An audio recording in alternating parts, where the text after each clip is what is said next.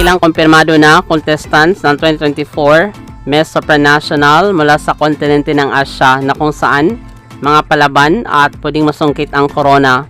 Samantala, may unang 4 na kumpirmadong kandidata na Miss Supranational pageant kasama ang kinatawan ng Philippines. Di rin nagpapahuli ang kinatawan ng Laos na veterana rin sa pageant. Kasama din ang kinatawan ng Cambodia at Myanmar. Sino kaya sa kanila ang manalo at sino ang may magandang placement? Sa kabilang banda, hindi pa binigay ng Miss Supranational Organization ang insaktong pizza sa 2024 competition.